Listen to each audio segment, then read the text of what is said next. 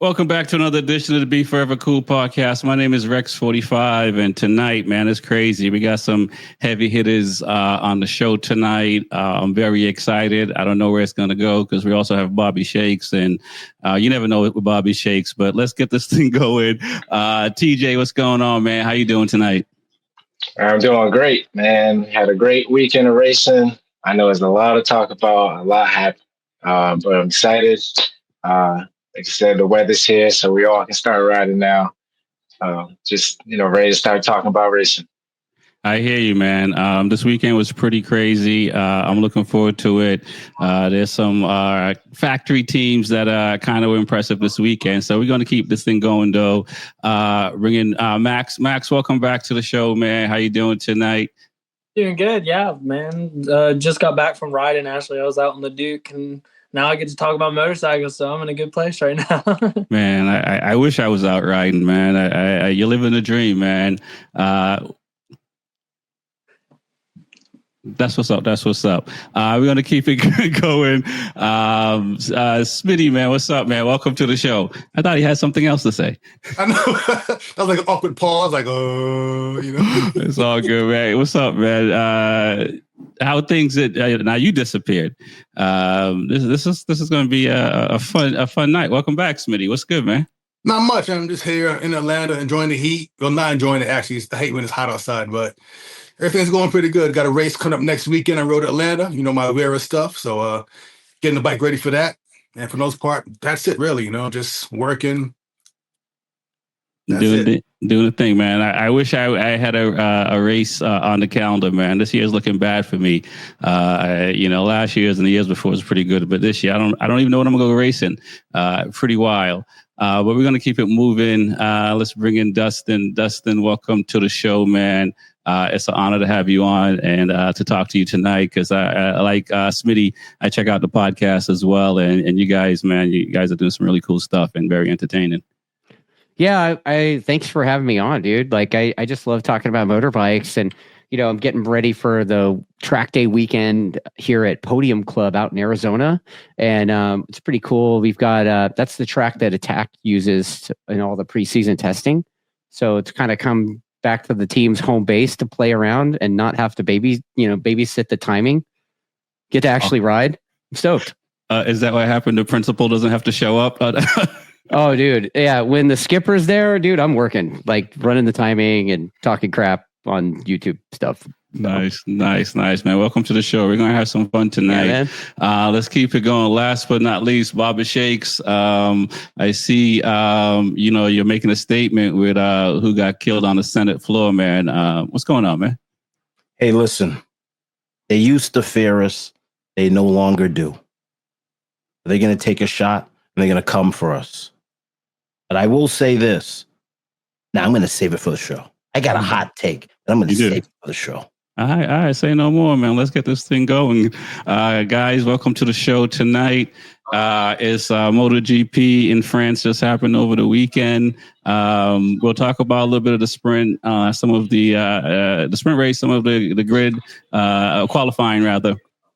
And the main race. But let's talk about Zarco first, because that was huge what he did. And I just want to bring that out. So we start with TJ. I know Smitty got a lot to say. He's a Honda guy. True. We've tried to even give him a Ducati, and he said he'll just trade it in for a Honda. But TJ, what are your thoughts on what Zarco did on the main race? I mean, he pulled out history. I mean, we all saw it. I mean, I don't know the date, but he was the, one of the next French riders to win a GP since who knows when. But what he did was amazing. I mean, we've seen it, like we was talking about last week, if he deserved a factory seat, because, he's probably one of the riders that is helping the team the most. But I think what he did was amazing, especially having his, it was like a dream come true, I would say. Like, he had his parents there for the first time, or his mom. And, just he's a good rider in the rain. I mean, he made the smart choices and it all worked out for him. So I can't congratulate him enough. And it's well deserved for Honda as well, because, we've seen Ducati every round. So for him to put a another manufacturer after Ducati is it's great. Pretty crazy. Max, you know what it's like to race in the rain. What do you think about Zarco and what he did for the GP race? I thought it was amazing, man. I mean, I think Zarco is just one of those slept-on riders because, I mean, he won Moto2 and then he came to MotoGP and he was on that Yamaha monster bike. And the first race, he was like he went straight to the front. And he just has this feistiness about him. And then I feel like he got older, a bit more mature. He doesn't really get those, like, the top seats anymore. But he's been used by so many manufacturers as a test rider to develop the bike. Ducati's used him. Now Honda are using him. Like, this dude knows what to do and how to ride. He's won races in the rain before. But to do it at your home race with your parents there, watching his dad cry as he crossed the finish line, then me and my family, we were like tearing up. It was just like an amazing thing, especially, it's not a factory Honda. And he just kept his head. Everyone was running in. Everyone was watching Marquez. Everyone was watching Bagnaia. Everyone was watching Quartararo. They're like, oh, what tires? And he just came out and goes, we're in France, dude. If it starts raining, it's going to rain in. I'm going to go out on the grid. I'm going to do this race, and we'll see how it goes. He got in first. He saw Marquez catching him, but he knew the tire was going to go off and was like, I'm good. I've got an 8-second gap. Pulled out to, I think, like 12 seconds at the end. And like TJ said, we haven't had a French rider win at the French GP since, I think they said 1954 or something, like something crazy like 71 years. Yeah, the whole week was amazing. I thought the race was really cool. It was a lot of riders making a lot of different choices. Some riders made some bad choices, but for Zarco to bring it home in France, that was awesome. I agree. Smitty, man, you must have been saving this all week. So, honestly, you're like the Knicks right now. Yes. The underdog finally got one. But it's odd because it wasn't as historic as his win was. It was quiet, actually. Like, he came out of nowhere. The first turn, he damn near crashed because I think somebody hit him as Bastianini hit him and put him in the gravel. Then he's in last place, and he quietly got through the first. But, normally, like, we're seeing guys go from last to first, but it's like always, the camera's always on them. So we know he's coming. We see him past that guy, seeing past that guy. It was different. It seemed like he was just, snuck through real quietly and got a big lead, stayed in front, and won the race, and what Max just said, I agree with all Max just said, historic damn there, seeing his mom and dad there. It was very, for me also, like, because Honda finally got one. I was happy to see that. So I'm tired of seeing Ducatis win every damn race. So it was a good weekend for me, Marquez is in first place now overall. So I'm pleased either way. So it's just two rights, right? Just two broken clocks. One broken clock. Wow. Like, even though Mark didn't win, he still won, in my opinion. Okay. Dustin, you heard all that, man. Wow. That was a lot, dude. Yeah, I mean, it was really impressive to see that guy get it done, just like the other guys said. And, like, he is kind of the elder statesman on the grid there. I joked on the guys on the show last night. The guy he looks like he drinks black coffee and smokes filterless cigarettes. Like, he's that dude. And seeing him and the reaction of the crowd, like, he owned. There's like 140,000 people there or whatever, and like, he owned all of them. He could do anything, and they were like, So I think it was pretty cool. That was pretty also, it was really cool to see Ducati knocked off the box for the first time in like however many races. Like, the Ducati Cup thing, it's like, I don't know. It's annoying. Yeah, dude.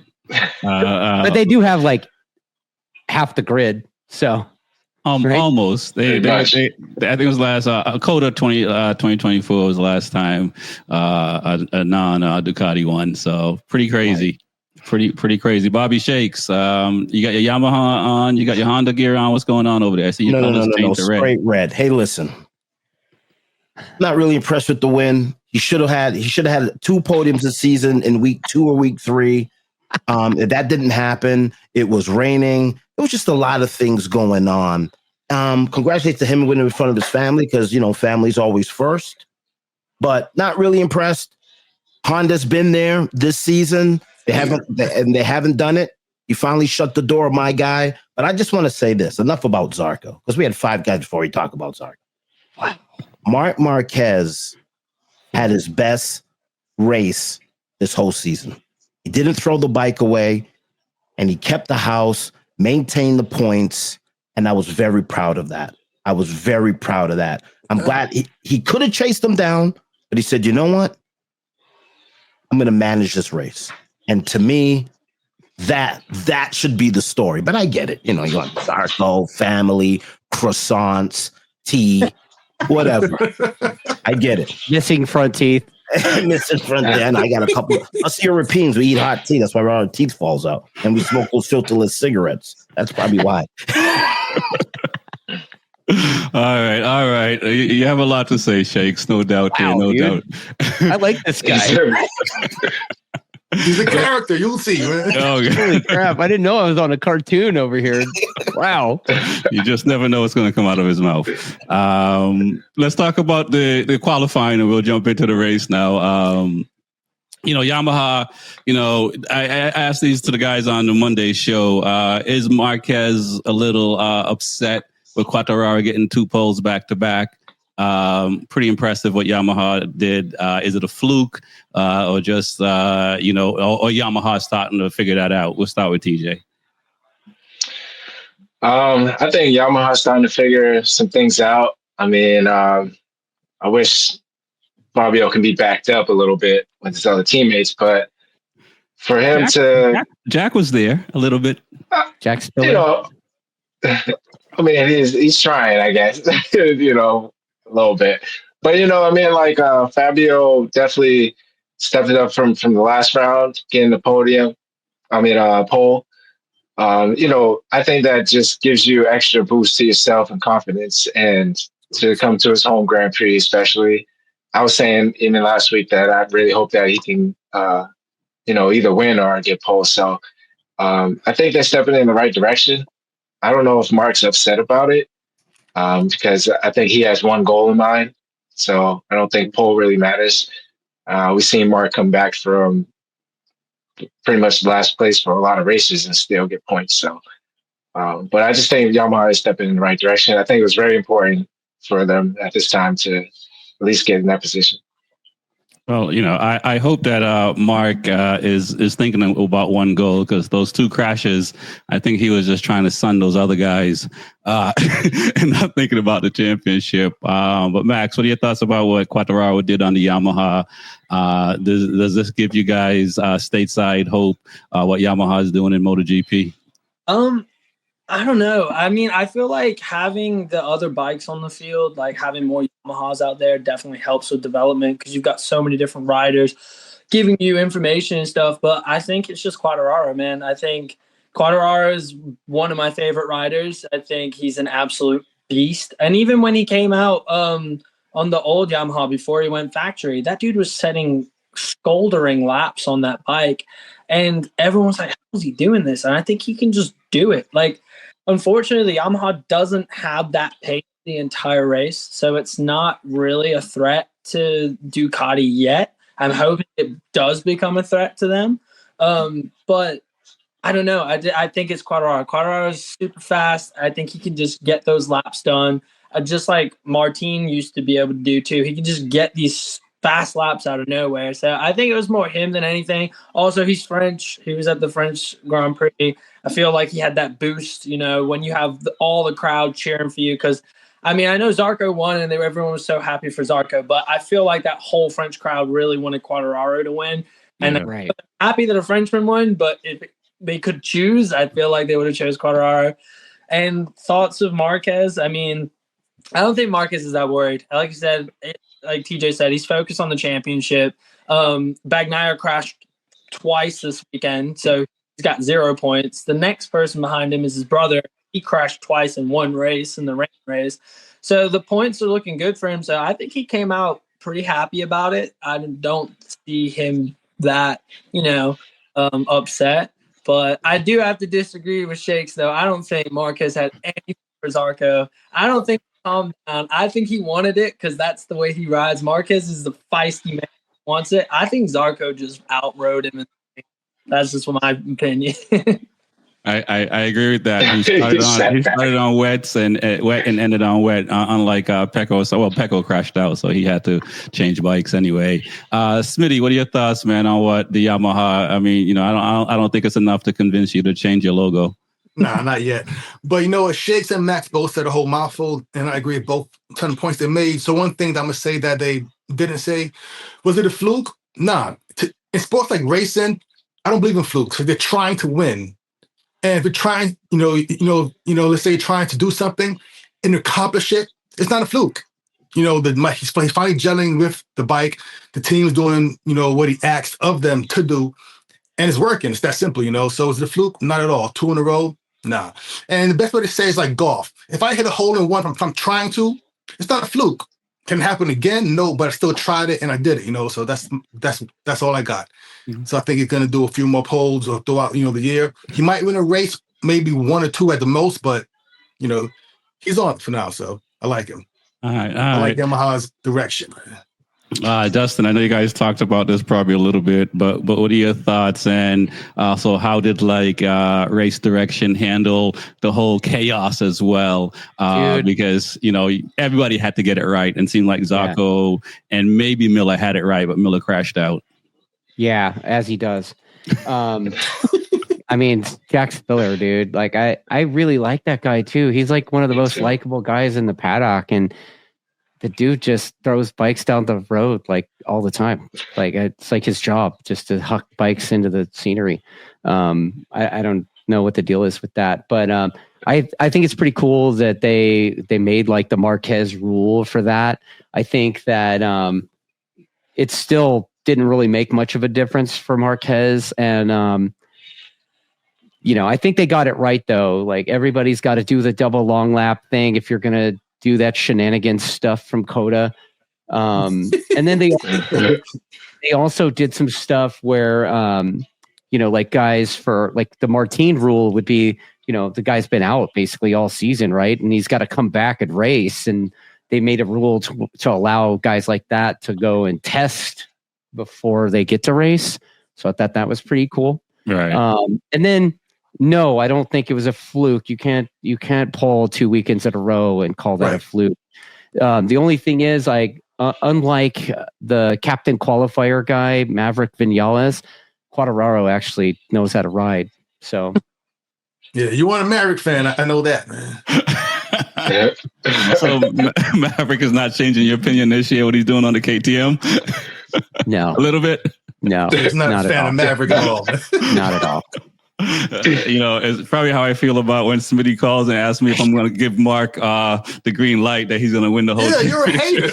Yeah, you're a hater. If you don't like Mark, you're a hater. He is. No, Rex is a hater. Okay. No, not a hater. I'm just saying. I got to take notes on who hates what. Right. Not a hater.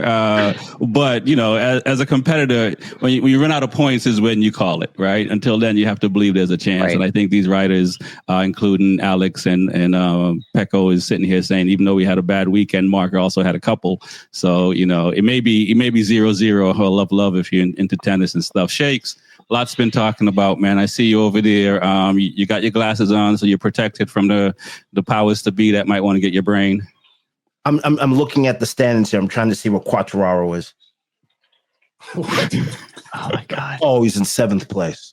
Okay, he's in 7th place. The Japanese bikes have been Japanese bikes have been struggling in MotoGP, right? Yeah, it's been like the Ducati. It's been the Ducati Cup for the last few years, right? Yeah. So it's ridiculous. Listen, what do you guys think that is? Was there some secret rule that that restricted one? What do you guys think it is? It's Dovizioso. It's the power of Dovizioso laying down the groundwork, chasing down. What's that guy's name again? Mark? No, the other guy that Dovizioso was chasing down. What was his name? Lorenzo? Mark? No, Rossi? Oh yeah, Rossi. Sorry, forgot his name. Forget Rossi's name, man. What are you doing, man? I think he's making fun. So it was Dovizioso setting the groundwork for that machine. And now that hard work is finally paying off for us. And I think, listen. And guys, let's be realistic here. If my guy didn't throw away 2 races, everybody on the paddock and everybody in the grid would fear Marc Marquez. They would fear him. But now they see a little sign of weakness where he might throw the bike away, and all we got to do is manage a race to get some points. I think everybody's got a pair of balls now. I didn't have a pair of balls the first 3 weeks. So 4 weeks. Just letting you guys know. And hold on, let me check again. With Bagnaia, last race, the race previous, I don't know what it was, but he finally fought Marc Marquez and bumped with him and I got so excited because all the other races, like Shay said, they were scared of him. They were just like, I don't want to go near Mark. I don't want to pass him. They were like, it was weird. And that's why I missed Martin so much because Jorge Martin didn't care who was on the track. He was going to pass him. I'm going to stuff it under him. So finally, like Shake says, they're not as scared. They want to fight him and they want to beat up on him. And I'm like, that's what you got to do. You got to get in his head. You got to mess him up. And then unfortunately for Marcus, he might throw it down the track because he gets way too racy, Yeah. TJ, you want to answer Dustin's question about Ducati? Why I know it might be hard for you, Smitty, but why Ducati's doing so well? I mean, they just got a lot of riders, a lot of data. I don't know this. I don't know who they got that is cheating to get things through and then getting cleared. But they start everything pretty much, seems like with the Arrow way back. I believe they started just all the wings and just adding parts, and then other teams follow suit. Just a lot of teams are delayed. I don't know why they're doing so well. I mean, there's no real. I expect a better question. I expect better from you, TJ. No, you know cheating, what? That's dirty work. I don't think they're cheating, but there's no. Not cheating. Just I think these things cycle. Right now it's the past 3 years Ducati. Before that, Honda had a good 8-year run, just winning stuff nonstop with Marquez and Rossi. Before that, Stoner. It was Honda before that. Pedrosa. Superbike. Pedrosa. Even like F1. The past 3 years was the Red Bull. Before that, Mercedes. These things just cycle, and I don't know why, but it's just the way it works out. And Ducati, their time will come. Trust me, they're gonna be done soon, man. Honda, Go ahead. No, go ahead. No, and Honda will be back on top one day, man. Just not today, man. Maybe y'all got a lot of money, man. Keep drinking milk. Can I go after him in that? Honda, yes. Honda will have a chance in 2027 because the bikes will have less power and you guys have no power. So you're able to race at 800 cc's. So you're right. 850. You're right. Close enough. They're racing lawnmowers. I think a lot of what these guys say is true about it, but I think that Ducati's getting more negative flack from it than the other manufacturers when they did it. You know what I mean? It's sort of like what LeBron James kind of getting for some hate from some people and stuff like that. I think it's more that because, like they said, Honda got more titles. Yamaha got more titles. So they've been letting it rain for a minute now. And I think that fortunately, I think for Audi coming in and throwing some money at Ducati, and it's kind of weird because you have an Italian manufacturer that has the better tech than the Japanese. And to the point where they're copying what Ducati's doing. But at the same time, like I said, they're just getting a lot of negative press. But I'll throw this out to you guys because we see what's going on now with Ducati. They got rid of their champion rider, which is kind of odd to do, right? They've gotten really other guys like Bastianini who've done well to get Mark on the grid. And, Shakes has been saying this now for about a month or so that, they may be talking about putting Alex on a factory bike and stuff like that. And then we see things with Bulaga may come on a factory. So are they doing too much? I mean, are they going to implode because they're just they forgot about what made them great, and now they're just hacking the thing? We start with TJ. I mean, I'm not the biggest Ducati fan, but I do know, like, since I was growing up, like, those bikes are always selling. Everybody wants a Ducati, so I think their sell market is probably keeping them afloat. But as far as them doing a lot in all the super sport classes like MotoGP, World Superbike, I think they have a lot going on. I hope they don't plummet, you know what I'm saying? Because, they're on a good roll right now. And it's good to see. But like last year, I think 8 bikes was incredibly, like, that's a lot. I don't know how they would be able to manage that many bikes throughout the year. Well, now 6. But they're still doing well. So you really can't say much. They're winning. They got the best riders. But as long as they must have a huge staff where they can manage all this stuff, because there's a lot going on. You can see other manufacturers can't even manage 2 bikes.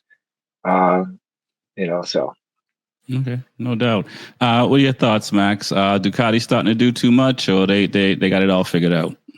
I don't know. I mean, they definitely want to win. I don't think they're going to bring Alex Marquez on the factory team next year because, they're going to keep Bagnaia because they want an Italian rider on an Italian bike to win the championship. They're not going to. It's the same with Honda. Honda won a Japanese rider to win the championship on a Honda. That's like their perfect scenario. So I don't know if they're going to bring Bulliger in and stuff. I know they do get a lot of hate at the moment, but the thing that I think of is like last year, they're like, oh yeah, Ducati's won nearly every single race. I get that, but the grid was so stacked with Ducatis. When Honda and Yamaha were winning like nearly every single race, they weren't the whole field. Like if everyone was on a Yamaha or everyone was a Honda and like, Yamaha won every race, it's like, yeah, no, well, of course. Look, they're all on Yamahas. So I don't know. The Ducati stigma was like, oh yeah, I get why every team's going to it. I mean, the independent teams that are picking a bike, why wouldn't you pick the best bike? So I think that's definitely going to keep them out there. But factory Ducati, I mean, those guys know how to run their stuff. They're going to keep their best rider, which is Marquez. And unfortunately, yeah, I understand that Martin won the championship, and I love Martin. He's one of my favorite riders, but you can't deny Marquez of what he is. I mean, the reason Honda won so many championships, yeah, it was a great bike, but it was the rider. Like, the reason Quartararo got on the pole was because Quartararo is an amazing rider. I mean, it is a lot of bike, but it's more rider than anything. So I get why they picked Marquez, and then obviously they're keeping Bagnaia for the Italian kind of side of it. But I don't know. I don't think they're going to change too much next year. I think they're going to be the same team. I think they're going to, whoever wants to run Ducatis, they're going to help them out. But I think they're set. That's what's up. Smitty, man, what are you thinking? Nah, honestly, in this topic, not much. Like I said, not much at all. It's just their turn. That's it. It's just their turn. So they're not doing too much. Nothing. Not too many franchises going on. None of that. Like Subway. Like Subway. Not too many series. Okay, Dustin, man, what are your thoughts on what Ducati's doing? You asked what they're not doing too much. They're not doing too much. I think you guys. I don't know if anybody's mentioned this, but like Ducati, when they came to MotoGP, it took them a long time to get going, and then when they finally did, they could only have one dude ride the thing. Like Casey. Like basically, Casey Stoner could ride the thing, and nobody else could ride the thing. But now, the development has gone so far that damn near anybody could win on a Ducati now, right? Right. And it doesn't matter what color they paint the thing. So I think they've done a great job with that thing, and proof of that is how many people have won on different Ducatis. I mean, and how many people this season even have been running at the front on different colored Ducatis. And so no, I don't think they're doing too much. And I think that I was gonna say what Max was saying too, like back in the day, it was like 2 of each, it was like 2 Hondas and 2 Yamahas, and then there'd be like a satellite team, so maybe 4, right? And now it's like 2 and I don't know, four factory bikes. Right. Like it used to be like a lot of customer bikes that were quite a bit lower level than the factory bikes. Like there used to be it seemed like back in the day there used to be a harder line in the sand between like the customer bike and the full factory bike. But now the customer bike's capable of winning, and even guys that like haven't been anywhere near anywhere are running in the front now. So whatever they're doing is working. Definitely. Sharing data, sharing everything. Bobby Shakes. I mean, Dustin said it all. But he didn't say this. They should be doing more. We need to get rid of KTM. And that needs to be a satellite team, too. They're doing a pretty good job of that themselves, aren't they? Right. We're going bankrupt, right? So we need to put that underneath the umbrella, because out of everyone that's been on the grid, guys, I know I say a lot of crazy things, but about everybody on the grid, out of all the manufacturers, we have to say that KTM has had the power this year to compete with the Ducati. We can say that. No? Okay. Let's talk about KTM a little bit. Yeah, they do have the power, and Acosta and Vinales look pretty good when you compare it to the Yamaha and the Aprilias. So yeah, I mean, what are you guys thinking about KTM? Is it? I feel bad for Brad, because I feel like Vinales is the top rider for KTM right now, and somehow Acosta's his riding has gotten better this year. Where in the beginning of the season, him and Brad was kind of fighting for 10th, 11th, 9th kind of thing. What are your thoughts on what KTM is doing right now? And like Shake say, should there be just one KTM on the grid? Nah. TJ. I mean, like if you look what they have, I mean, they have, Costa, Brad Binder has been forever, so he should know the most as far as what's coming in and stuff. Maverick Vinales is a solid rider. I mean, they have a lot. They like Jake said, they should be a team that can contend with Ducati, especially how they, I believe ended the season last year. But things are not going the way they think they should, and especially after them going bankrupt. We thought that this season will change a little bit because of it, but I don't know what's going on. They didn't have the best weekend. So yeah, I just don't know. You see, like, there's rumors Pedro Acosta was trying to leave or go to BR46, and when there's rumors going in with your teammate, it's just a whole bunch of bad blood going on. It's just, I think, downhill from there, but hopefully they can save it. Yeah, I hope so. I think they can. But Max, what are your thoughts on where KTM is at? And is it the struggles of the finance stuff that these riders are feeling, or they just don't have the right setup of the bike yet, and they're starting to sort that out as the season progresses? I think in Motor America we call it you out superbiked yourself. I think they've just done that. I mean, they've got the motor, they've got the aero, they've got all these parts. They've done what Red Bull does. I mean, they did it in F1. They came in, they bought all this crazy, awesome stuff. The bike should be amazing, but all the best parts don't always make the best bike. Like, I don't think they have the setup right. I mean, you got some great riders. I mean, Maverick's hit or miss for me. I mean, he either knocks out the park or he's not there. Pedro, I think he's still got some maturing to do. I think he's going to be a top contender, but he just does things sometimes. I'm like, why'd you do that? Like, he'll push into a corner so hard and then just tuck the front. And I'm like, that's what happens. Like, you should know this. And then Binder, I love Binder, but I think his riding style hurts him a lot. I mean, the MotoGP bikes, if you look at the guys who are winning, they're very calm and collected, and kind of like their bikes are very in line. Every time Binder's coming into a corner, he's silent. He's never great. I think he's trying to do too much on the brakes, and he's missing some of like the time in other places. But I think that, like I said, they just kind of outdid what they're ready for, and I think they will get to the point where it will be working. They'll be a top contender. Maybe a roster change up again. I mean, I know Martin's looking at his contract right now with Aprilia, and I don't know what's going on with that, but like, I don't know if they could get someone who's a hard hitter, maybe, but they've got a lot more like catching up to do, especially like I said, when Ducati's got 6-7 test riders always doing stuff. So it's tough. It's pretty raw. Smitty, man, what are your thoughts on KTM, where they're at? They're in the top 10. We didn't think we would be seeing them in the beginning of the season, but they're there. Well, you know what I'm gonna say is, first off, what Max just said. You know, the best parts don't make the best bike. I love that phrase. It's a great phrase, and I'm gonna use it one day. You know, when I start to win some races. but as for Maverick, he has one win in him, and we've got to say that he's won for the most like companies, different manufacturers. Yeah, right. So that's still something to say that he's done, and he's a good rider. But like I said, Max said, he's hit or miss. He's a top 3 guy one day. Next week, he's in 17th place, and I don't know why. Maybe it's a mental thing for him. Some guys like that, I can't fully wrap, my head around, but he has one in him. And Pedro, he's still young. He has a bright future, like ahead of him. And he has like the talent to be the one day. So we'll see, but KTM, it's just a bike, so.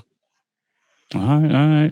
Dustin, what are your thoughts on what you heard about from these guys and KTM and, Yeah, I mean, look, I don't really think about KTM. But yeah, I mean, Maverick, like what Smitty was saying, blind squirrel finds a nut every once in a while, you know what I mean? So I don't put a whole lot of weight on results of that guy. I'm surprised that he still has a ride, to be honest with you. I mean, there's probably a bunch of talent coming up that probably could replace a few people on the MotoGP grid and make it a little exciting. But yeah, like maybe, I think I agree with Bobby a little bit over here about getting rid of KTM. Like Red Bull should just ditch KTM and go to Suzuki. Let's go. Right? Yeah. Suzuki. Okay. They win a world title. KTM does a great job with dirt bikes, but like, I don't know. Wow, that's a hot take. All right. Listen here, Shakes is going to be wilding out now. You get too many people to start to agree with him. What was more impressive, guys? Between I'll go back to I'll go to Furman Aldeguer, Pedro again, and Taka Nakagami, Vinales. These guys all finished in the top 6 on Sunday, which was a crazy wet race. How do you guys think about those riders? We know what Zarco did in first place and Mark did, but it was one of the craziest mixed wet condition races that I've seen in a long time, and it was entertaining before it even started. But those guys, it's pretty impressive what they did. Yeah, silence. And Furman and Aldeguer, I mean, like. For him to do what he did in the rain and get his, I think it's his first podium, very impressive. That race was just insane. Like, just watching like who's like going into the pits at what time, changing what, just keeping track. I know not just the riders have to pay attention now, but the whole crew, to let you know when to come in. And just stay on out again. Like he stayed out there a little longer than he should have. And then he came in and realized that it wasn't working and switched to the wet. So I thought he was pretty impressive for the weekend. I was pretty happy for him. I knew he was due for a podium. Okay, no doubt. Max, have you seen something like that? What Mark and Alex did, 2 double long lag penalties, pit in 3 times, and still getting on the podium for Mark. Alex crashed out, unfortunately. I mean, and Zarco was started on wets and finished, 15 seconds or 14 seconds in front. I mean, it's pretty impressive what Mark did by, just all that chaos. Yeah, I mean, I think, I don't know, all this changing stuff is kind of crazy to me. I get, like, if it's a dry race and it turns wet, you come in, you change to a wet bike. But, like, I don't know, there were so many decisions and there's so many things to do. And, like, Marquez was constantly trying to make the right decision, which was, okay, it's going to dry up. I need to be on dry. Then it's going to rain. Oh, no, I need to be back on rain. Like, he was making the right choices. But, like, if everyone just, like, if they had to ride what they had at the start, I mean, the race would have just gone on and they would have had to do their thing. There would have been one bike change, and I think it would have been better. I get the long lap penalties, but like, when all of a sudden you have every rider diving off track, it's not really a long lap penalty. It's like, that's the new track, you know? Like, Right. Right. it was a bit strange. I mean, it made it really exciting. As a fan and watching, I loved it. It was great. But I don't know, it puts a lot of stress on the teams, and the riders are trying to think too much. And I'm like, that's why Zarco did so well. He just went out there and he rode. Like, he's like, this is what I got. This is what I'm riding with. And I think that's why he won the thing. And I think all the other riders, it got in their heads. They played around too much. And like Furman Aldeguer, I have to admit, that was awesome. I've been expecting him to get a chance on the podium soon, because that dude's been riding really, really well, especially at the end of the race. He's kind of doing like a Garrett Gerloff. At the end of the race, he just goes faster than everybody for some reason. So, but overall, I don't know. It was strange. I think it was different. Did Marquez ride really well with the double long lap penalties and everything? But yes, but he also did it to himself. So it's like, you know, it's what it is. Okay. All right. That's what's up. Smitty, man, what are your thoughts on that? What happened? Yeah, the race kind of felt like an F1 race almost, you know? This race involved like strategy this time, man. It was a good race, very, very like entertaining. But also, I won't say I ain't like it, but the rules, like, if, you know, if all the guys do the same thing and they're all penalized, like Max said, it's not really, you know, like, you know, penalty. It's part of, you know, the race now. But overall, so I was entertained by it from start to finish. It was cool seeing what Furman did. Finally got his podium, right? Second, but it's first for the weekend. Okay, yeah. Very impressed by that, seeing, you know, the young guys do well. So I liked it. Good. No good doubt. race. Dustin, you heard Max talk about, you know, the team being stressful and stuff like that. We saw that with Pecco. Granted, he did crash, but he spent a lot of time in the pit waiting for his B-bike to be ready because they weren't expecting him. Is it as entertaining when you're in it? I mean, when you're a fan watching the thing and like the guy in the lead is like 20 seconds out, it's like, here, let me take a nap. You know, I'll catch the podium ceremony after, you know, I mean, let's just be real. Like, what happened was awesome. I think it was great that, you know, dude got his win in front of the home crowd and all that. And the rookie ended up on the box with, you know, legends, right? But at the same time, watching the thing, it was a giant snorefest, honestly. Really? Like, I want the other one where it was like the week before where you watch Pecco scrapping with Marquez, banging bars with them, smashing him out of the way. Like, that was rad, right? But then you watch the dude get away and there's like, he's all by himself mailing a postcard to everybody, you know, like that's, you know, that's not fun to watch.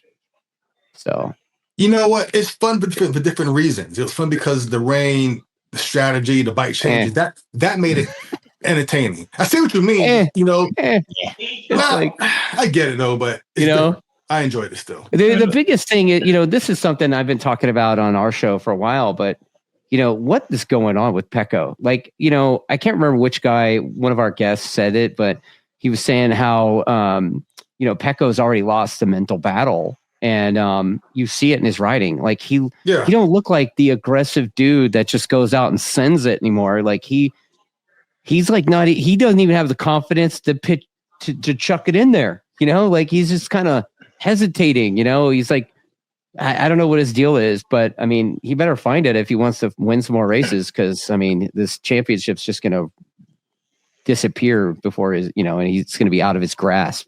Mark broke him. Mark took his candy. Oh man, come on, Pecco. Mark broke him. You know, up until this weekend, he's still having the best season he's had so far in MotoGP because he's only crashed out one weekend so far.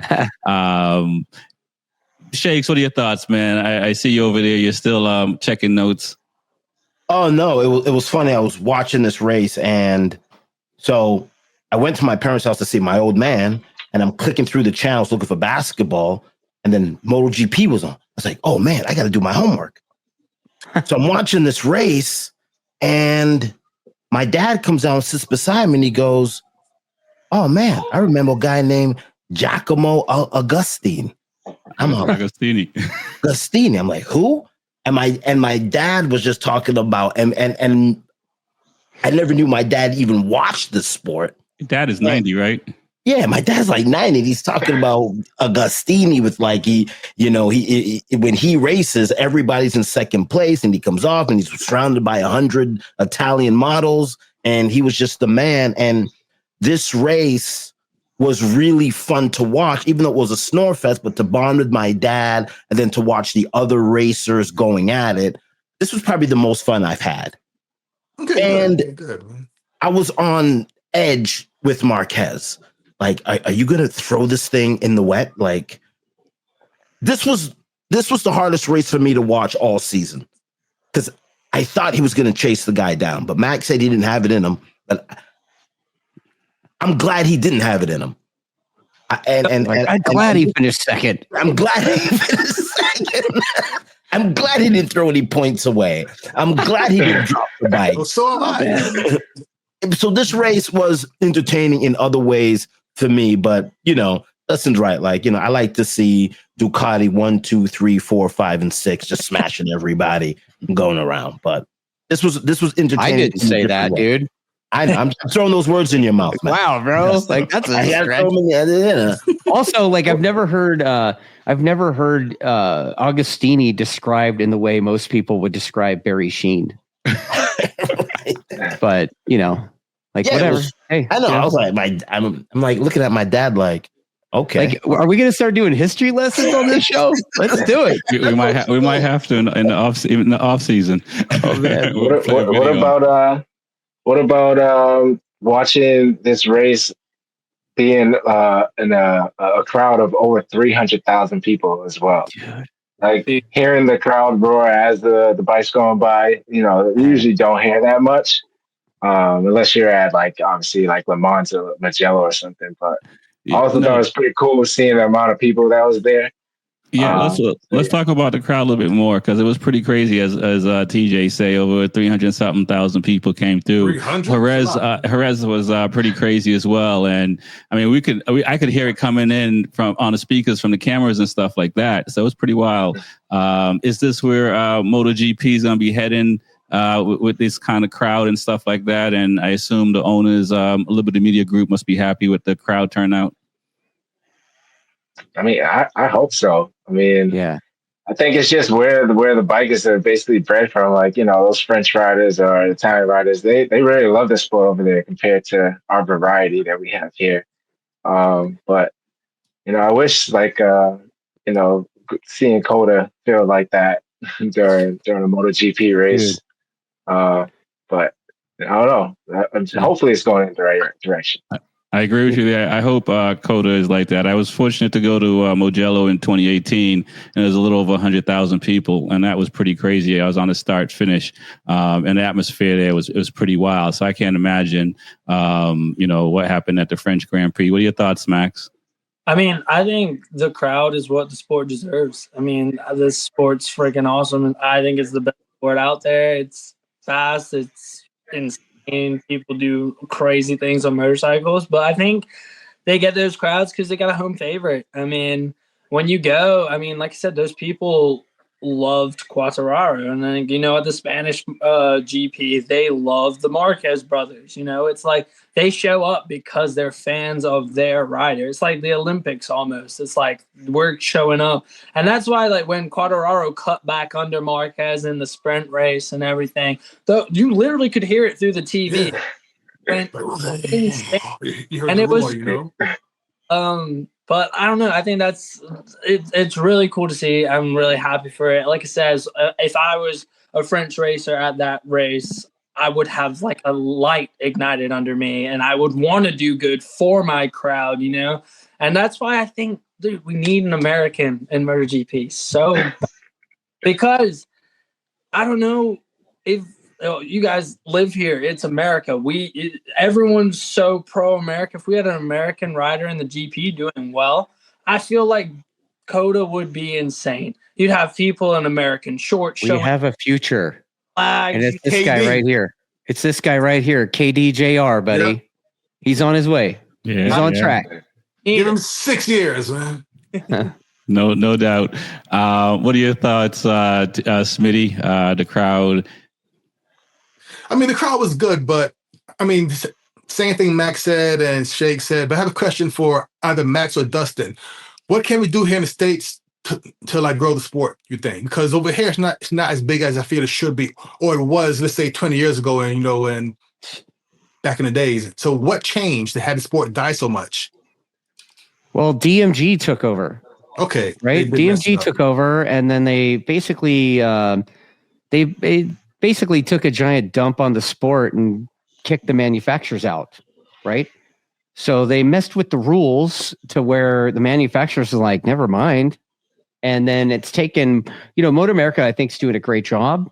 But, I mean, they're filling in a hole created by years at DMG. And I mean, what are we, a decade into Motor America now? And it still hasn't quite recovered. I mean, you got privateer dude like Flinders here, and like he's doing his best with whatever budget he's got. But even the quote factory teams aren't really factory teams of what they were 25 years ago. They are the factory teams today would have been the satellite teams from 25 years ago, right? So, manufacturers get involvement, yeah.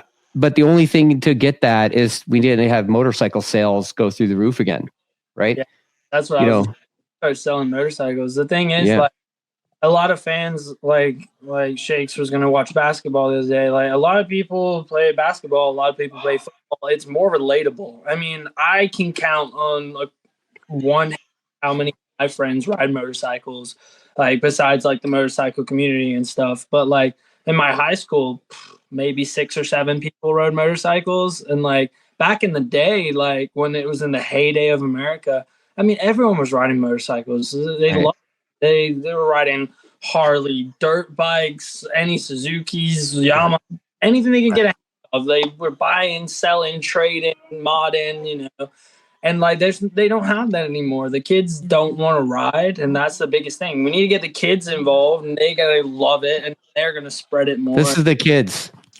Yeah. Right? It's hard. It's hard to tell a kid, hey, let's go ride dirt bikes on trails when they can get on a video game and ride a dirt bike off a blimp into a volcano. Backflip park, It's just difficult. It's difficult. We're in trouble. Can Harley in a Bagger series do anything? Because it seems like they draw a decent crowd from what I hear at Motor America when they're there, and also we see what they're doing, what they're going to be doing next year in MotoGP with the 12 rounds. I feel they can, but with the Baggers, it's bringing in like an older crowd, and eventually, like not to sound messed up, but they're going to die one day. We need the young guys to come in, the 22-year-olds to come to the track and watch races, not the older guys. Young guys. Well, I don't know, man. Like, I disagree. Ricky, Bobby, and we set up a little table at Road Atlanta, like up on the hill outside of Turn 1, and we started talking to people, and we talked to quite a few Bagger type fans, and they were like in their 20s, dude. Really? Yeah. It was. I thought they were riders, honestly, and then they were like, "Oh yeah, man," and then they're Southern as shit, and but yeah, they were just there to check the Baggers out, but they were stoked. They didn't even know that there was other bikes. Really? So, oh yeah. Shit. So okay. I think the genius part about the Baggers it's bringing in new faces that weren't coming to the races before. And it's not, and it's bringing them in to see what they want to see, and they're being exposed to the real cool stuff. Gotcha. So they might stick around. Okay, fair enough. Then I was totally wrong. That's my hope anyway. I hope I'm right, but that's what I saw. Definitely caught a new crowd in, and it's showing them. And then they're watching the Superbikes and the not Junior Cup, the Kramer Cup. Yep. And they were like, whoa, this is cool. So it's definitely a good step for sure.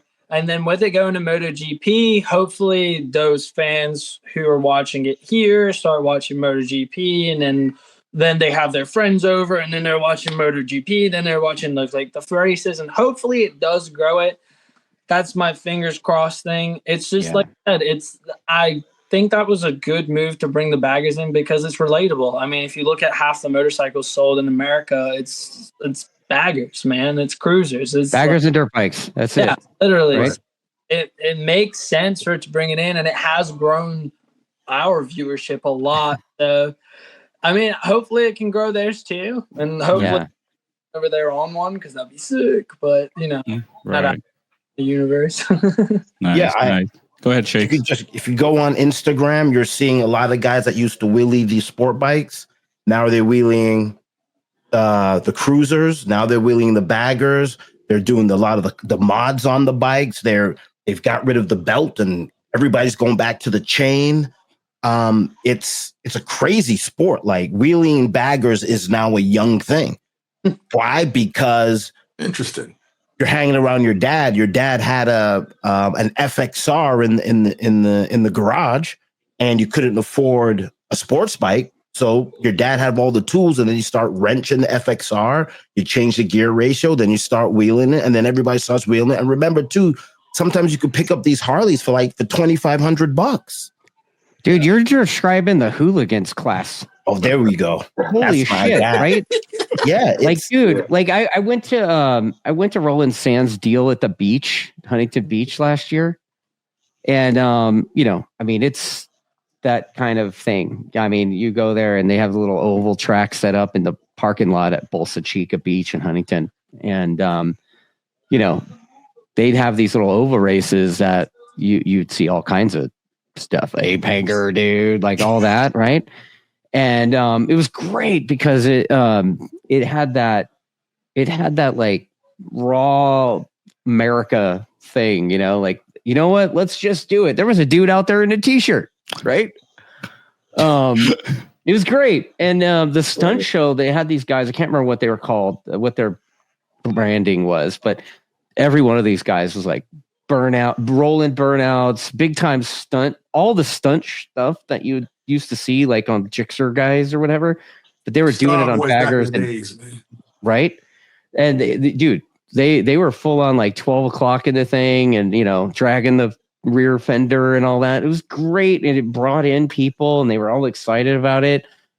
Like, that's that energy that we need for racing across the board, but our country's full of people that are sitting on the couch eating a bag of Cheetos talking about Yes, with whatever fill in ball sport, Justin, let me ask you this, because you've had one of the influences, or maybe a few, come to your track days and got their race license and then racing. Do you think the street rider influences can also, because I see what Max is doing, I think it's pretty cool to just bring attention to club racing and stuff like that. Do you think we need more of that as well? Some of these street guys and gals that are, that are influencers and YouTubers and such to come to the racetrack and see what you're like digging me into a hole, aren't you?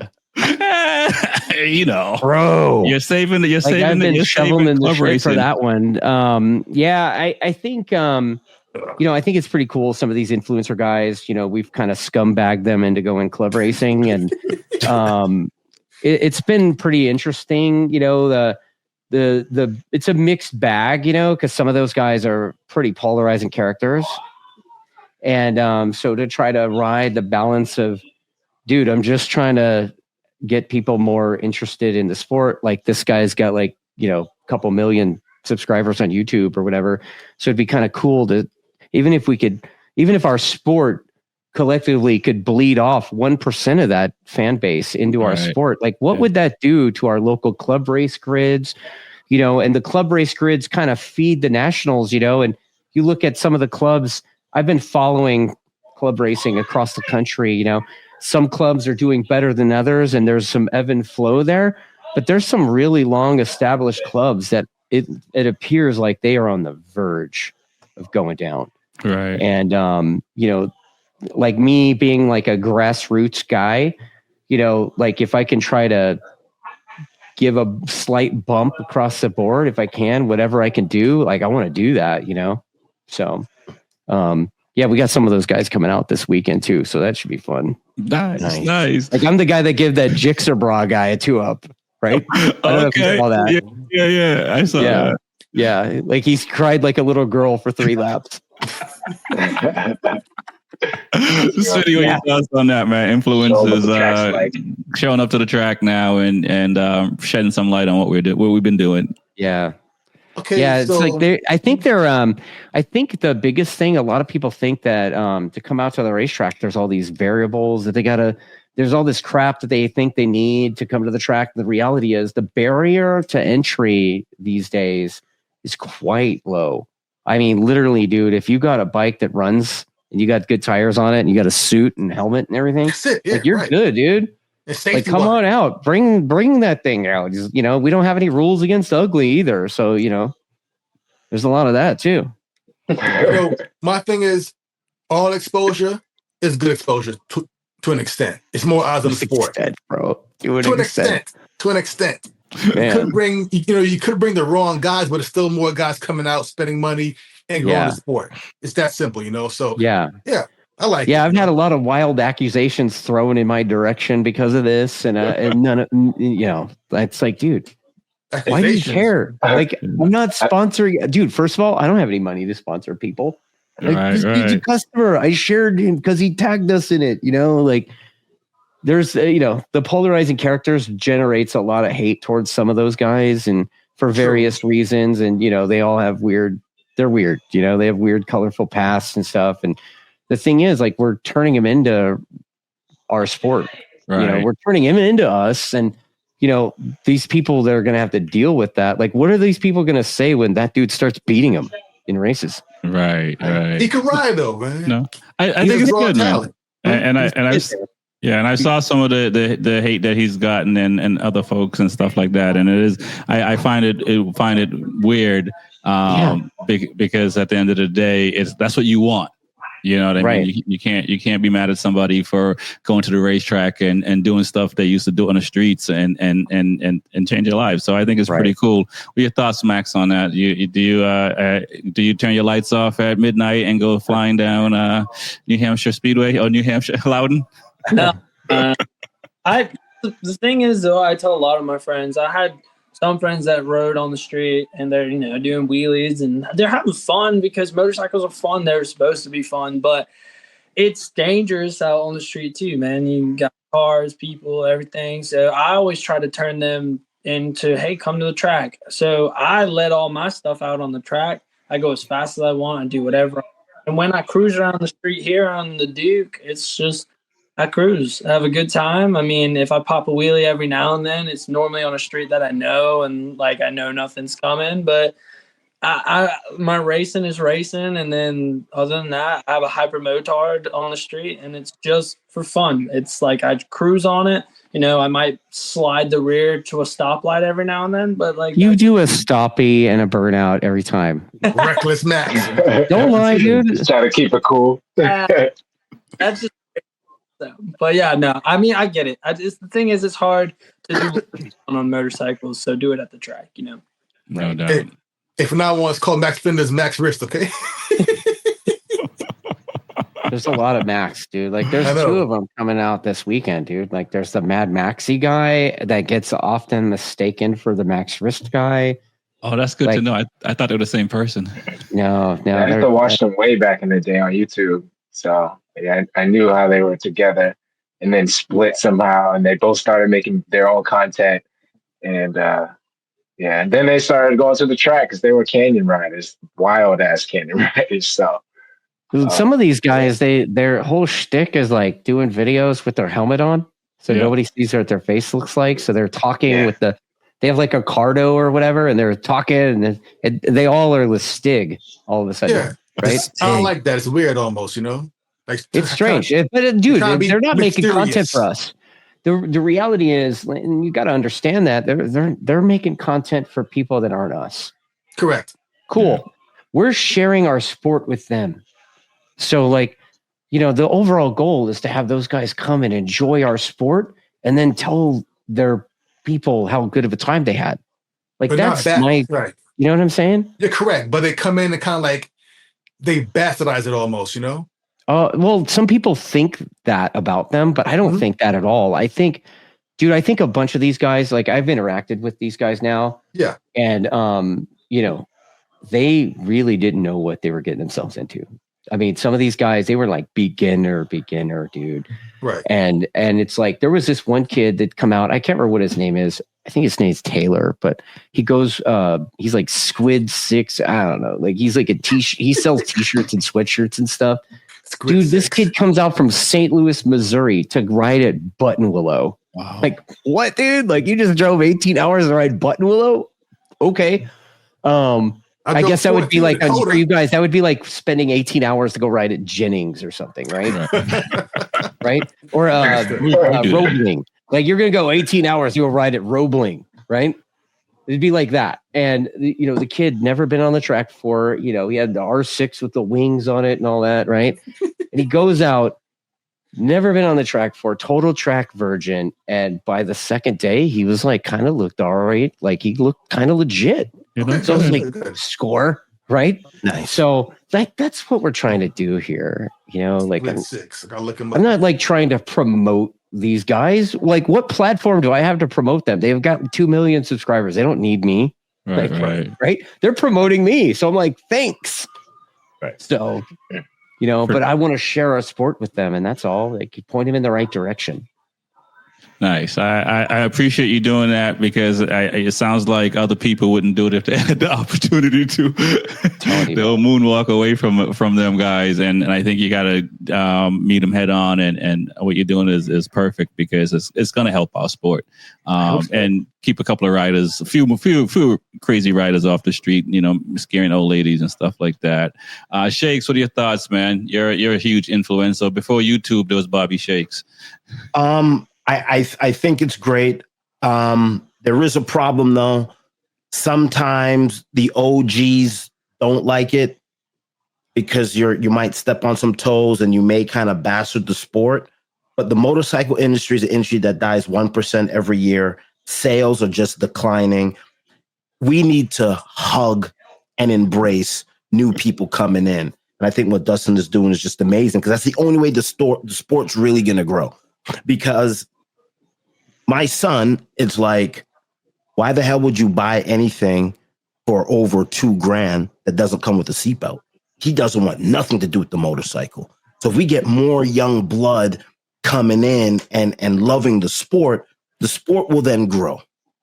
Right. And then you get to bond with your dad and you get to bond with your uncle and old relatives who rode back in the day, who were probably in a bike club, like a 1% club, and they retired. And these little conversations have to happen over dinner, and then it just trickles. Yeah. And I think it's great. We have to grow the sport. The sport's dying. Sales wise, another thing I would like to see, which I would love to see a MotoGP track like somewhere sexy where we could pull yachts in and like Monaco, like because all the places like that are in California. And I mean, dude, like people's houses burned down. They can't get them rebuilt. Miami. Miami could do anything there, right? Not as sexy as Monaco, though. Right? No. And we need, and I think F1 is on this trajectory because F1 is sexy, right? They have Montreal, which is a party. Monica's a party, and then that energy transforms for everybody watching the sport, all the tracks. I think if we had a nice racetrack and somewhere sexy, high end, you get all the boats in, the yachts in, the fashion shows and all that stuff, that would help the sport too. I love your daydreaming, Bobby, but you realize that when we put something like that in America, the neighbors get all butthurt. That is true. Also, when you do stuff like that, it just gets to say, like F1, they can run anywhere because they can hit a wall and be completely fine. If I hit a wall, right, hurt. You're hurt. Yeah, we don't have like the Isle of Man here, like on Angeles Crest or the Tail of the Dragon, right? Like that would be sick. I'm sure a lot of people daydream about that, but I would be sick. The Isle of Atlanta, I would love that. And what's the place in New Hampshire? What's that place called? I should know this. Not the track, the speedway. No, what is it? Lacona. No, not Lacona. What is it called? Got a blank. If you're from New Hampshire, put it in the chat. But New Hampshire has their little mini Tail of the Dragon where you go and it has, I forgot the name of it. Been there like I think I know what you're talking about. It has Hawk in the name or something, I think. yeah. A lot of weight is put on the tail of the dragon for being like the road or whatever. And I'm here in Southern California, and we've got Angeles Crest, we've got all the Santa Monica Mountains, we've got Ortega Highway, Highway 18, like just in SoCal, Palomar Mountain. Like we have all of those. Like every weekend we could ride somewhere different, and every one of those rides is like, 30 miles of just murderous roads, right? And then people talk about Tail of the Dragon being a thing, and I'm like, that's cute. That's cute. Yeah. Tail of the Dragon is like the first thing you can get to in the South. That's right. If you're in the South on the east side, there's no mountains, there's no hills, there's nothing. Right. Yeah. So like you finally get to something, it's like, this is it. And that's fun. Right. Okay, I get it. Makes sense. 11 miles, 318 turns. Yeah. Like I don't even ride on the street anymore. Like on those mountains I just listed, I've ridden more miles on my bicycle on those in the last few years than any kind of motorcycle lap. That's pretty wild. It seems like a lot of track riders and racers. When I first started racing, a lot of guys don't ride on the streets or at all anymore and stuff like that. I still try to ride as much as I can on the streets. I still enjoy it. Down here where I am, there's no turn, so it's just really just straight all the time. So that's kind of boring. Like like forever. Exactly. I need cruise control. That's the only fun part. We're gonna wrap it up, guys. Tell people how they can find you. We'll start with TJ. Find me on TikTok, Instagram, 2 Wheels and Coffee, the number 2, Wheels and Coffee with a K, and Facebook, TJ. So, sponsorships is Woodcraft Technology, J&G Performance. They always help me out when I'm down, and Hideaway RV Rentals and Vortex. No doubt. All right, Max, shout out your sponsors and how people can find you. Y'all can find me on Instagram, Max88 Flinders, or on Facebook, Max Flinders Racing, or you just come out to any Motor America event and I'm there. Come by, sit on the bike, hang out, get a poster, do whatever you want. I got a bunch of sponsors. Send me an email. I'll plug them in. I'll do that, but my biggest like Arai and then Bison Suits and that. And then obviously I have both teams. I have M3 or Mad Monkey Motorsports with the baggers and then Thrash Bike Racing and all the sponsors that come with them, from Moto D to Vortex to everything. But yeah, if you want to see all my sponsors and see who helps me out, just go follow me on one of my pages. And that's what's up. Smitty, man. Not much. My name's Smitty. Smith Shot Racing. Vera, number 18, that novice guy. That's it, man. All right, Dustin, what's up, man? Tell people how they can find you in your next track day for sure. And all your sponsors. Yeah, so you can find the Track Days program anywhere on social media at Track Days, whether it's YouTube, TikTok, Instagram, Facebook, whatever. Website trackdays.com. Podium Club this weekend out in Arizona, a couple of days. The second round of that Smira thing. Social media influencer racing. It's like a goof name that they came up with. Yeah. But in sponsors, obviously the Yamaha sponsors my program in a big way. Pirelli, we actually are a Pirelli vendor now. KYT helmets and several other Firepower, even like I guess that's Western Power Sports runs that. So that's us. That's what we do. That's what's up, man. Bobby Shakes at Shakes is Live. We do the reggae thing. We do the motorcycle thing. It's a good time. You're not selling cookies? Oh, yeah, cookies. Oh. What? What? Yeah, put that on a single screen. I can't see it. Milkedandcookies.com. Go and get all your exotic snacks. Is that you? That's your company? Yes, and you could just put Bobby Shakes at the checkout and get you a good discount. Max, I don't want to see you over there. There's just a whole bunch of sugar, but we do have real Red Bull over there.